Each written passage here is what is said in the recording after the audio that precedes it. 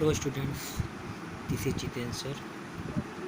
आज हम class 5th के बच्चों को हिंदी व्याकरण के अंतर्गत पहला चैप्टर जिसका नाम है भाषा, उसमें हम व्याकरण के बारे में चर्चा करेंगे।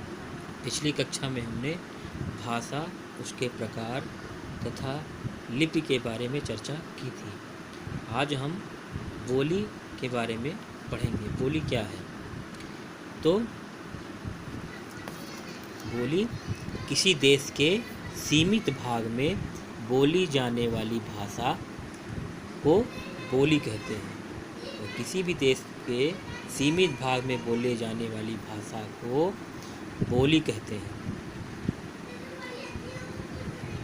भोजपुरी, राजस्थानी, अवधी आदि बोलियां भारत के भिन्न भिन्न भागों में बोली जाती हैं या प्रयोग की जाती हैं। तो किसी भी देश के सीमित भाग में बोले जाने वाली भाषा को बोली कहते हैं। इसमें साहित्य की रचना नहीं की जाती है। ओके, साहित्य की रचना जो भी होती है वह भाषा में होती है, भाषा जो कि विस्तृत क्षेत्र में बोली जाती है। लेकिन बोली किसी भी देश के सीमित भाग में बोली जाती है। इसमें किसी भी प्रकार के साहित्य की रचना नहीं की जाती है। भारत में 22 भाषाएं प्रचलित हैं। पूर्व में भारत में 18 भाषाओं को ही मान्यता प्राप्त थी, परंतु उनमें 4 भाषाओं को और सम्मिलित किया गया है।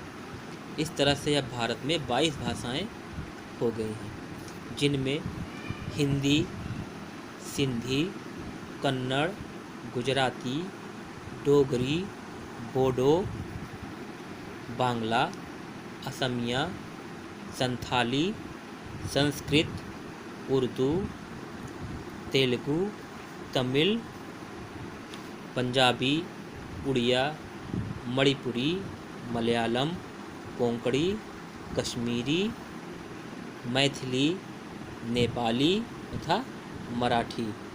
इस प्रकार से इन 22 भाषाएं भारत में प्रचलित हैं। अब हम व्याकरण की चर्चा करेंगे। व्याकरण क्या है? वह शास्त्र जो हमें भाषा को शुद्ध पढ़ना, लिखना, बोलना तथा उसका व्यवहार करना सिखाता है, व्याकरण कहलाता है। वह शास्त्र जो हमें भाषा को शुद्ध पढ़ना, लिखना, बोलना तथा उसका व्यवहार करना सिखाता है, व्याकरण कहलाता है। जैसे इन वाक्यों को पढ़ें तो मेरे नहीं पास कलम है, माँ नाम देश भारत है मेरे का। तो ये दोनों वाक्य व्याकरण की दृष्टि से अशुद्ध हैं, क्योंकि इसका कोई भी सटीक अर्थ नहीं निकलता है। इसको अगर शुद्ध रूप में लिखते हैं तो मेरे पास कलम नहीं है, मेरे देश का नाम भारत है। यह दोनों वाक्य शुद्ध समझ में आते हैं, शुद्ध लगते हैं। तो अब इन दोनों वाक्यों से तुलना की जाए तो यह दोनों वाक्य, ये वाक्य दोनों ये पढ़ने में अटपटे भी लगते हैं और अशुद्ध भी लग रहे हैं, और व्याकरण के नियम अनुसार इनका सही रूप ये है। इस प्रकार से नियमों से शुद्धता का बोध होता है। इन नियमों के ज्ञान को ही हम व्याकरण कहते हैं, जिसके द्वारा हम वाक्य को शुद्ध करते हैं। व्याकरण का संबंध भाषा से है और भाषा वाक्यों के मेल से बनती है। वाक्य सार्थक शब्दों का समूह होता है। वर्णों या अक्षरों के सार्थक समूह को शब्द कहते हैं।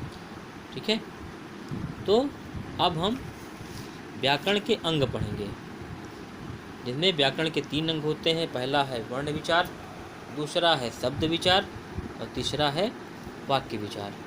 वर्ण विचार में हम वर्ण के बारे में पढ़ेंगे, उनके भेद, उनका उच्चारण कैसे होता है, उनका प्रयोग कैसे होता है। शब्द विचार में हम शब्द के बारे में पढ़ेंगे, वर्णों के मेल से शब्द बनते हैं, और शब्दों के भेद, उत्पत्ति, उनकी रचना आदि के बारे में पढ़ेंगे। और वाक्य विचार में हम वाक्यों के भेद, वाक्य किसे कहते हैं, उनकी रचना, विराम चिन्ह का प्रयोग कहाँ किया जाता है, इन सब के बारे में पढ़ेंगे। इस तरह से हमारे ये चैप्टर समाप्त होता है। आगे हम इस चैप्टर का अभ्यास कराएंगे। अभ्यास में पहले ऑब्जेक्टिव क्वेश्चन, जिनमें पहला क्वेश्चन है भास का अर्थ है। भास का अर्थ होता है वाणी। दूसरा प्रश्न है मौखिक भाषा का रूप है। में कविता सुनाना, पत्रिका, समाचार पत्र, उपन्यास। कविता सुनाना मौखिक भाषा का रूप है, बाकी सभी लिखित भाषा का रूप। अगला क्वेश्चन है बोली है। अंग्रेजी, उर्दू, भोजपुरी, जापानी। इसमें भोजपुरी बोली का रूप है जो सीमित क्षेत्र में बोली जाती है। जापानी, अंग्रेजी और उर्दू यह भाषा है। अगला है देवनागरी लिपि में लिखी जाती है। हिंदी, गुजराती, मराठी, उपयुक्त सभी। तो इसमें होगा उपयुक्त सभी। मराठी, गुजराती, हिंदी यह सभी देवनागरी लिपि में लिखी जाती हैं। अगला है फिल इन द ब्लैंक्स का प्रश्न। का प्रयोग बोलने या लिखने के लिए किया जाता है। किसका प्रयोग किया जाता है?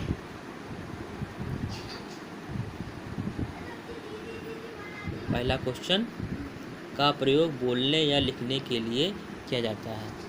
तो व्याकरण का प्रयोग बोलने और लिखने के लिए किया जाता है।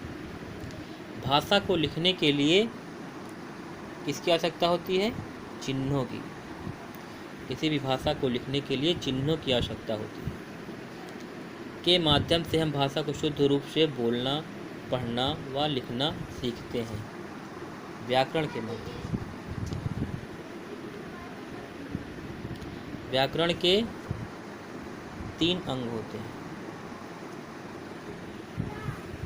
अब अगला क्वेश्चन है, इसमें दिए गए वाक्यों को पढ़िए, शुद्ध करके लिखिए। मुझे तुम्हारे पर भरोसा। इसमें होगा मुझे तुम्हारे पर भरोसा है। दूसरा है तुम्हारा घड़ी सुंदर है। इसमें होगा तुम्हारी घड़ी सुंदर है। फिर राधा नहीं है क्यों आई। इसका शुद्ध होगा राधा क्यों नहीं आई है। इसके आगे लिख लेंगे शुद्ध करके। फिर इसका प्रश्न उत्तर है हमें भाषा की आवश्यकता क्यों है। हमें भाषा की आवश्यकता अपने भाव और विचार को दूसरों को समझाने तथा दूसरों के भाव और विचार को समझने के लिए भाषा की आवश्यकता होती है। बोली किसे कहते हैं? बोली किसी देश के सीमित भाग में बोली जाने वाली भाषा बोली कहलाती है। ठीक है, किसी भी देश के सीमित क्षेत्र में बोले जाने वाली भाषा बोली कहलाती है।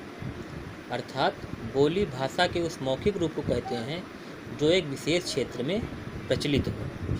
तीसरा है भारत के संविधान में कितनी भाषाओं को मान्यता प्राप्त है। सभी के नाम लिखिए। तो भारत के संविधान में 22 भाषाओं को मान्यता प्राप्त है। इसके नाम हमने लिखवाया है। ये भारत में सभी भाषाएं 22 भाषाओं के नाम हमने लिखवाया है। इसको नोट कर लेंगे। इस प्रकार से यह चैप्टर समाप्त होता है। प्रिय भैया बहनों, इस चैप्टर के सारे क्वेश्चंस अभ्यास के साथ सभी करेंगे और इसको भी याद भी करेंगे। आज के लिए इतना ही। धन्यवाद।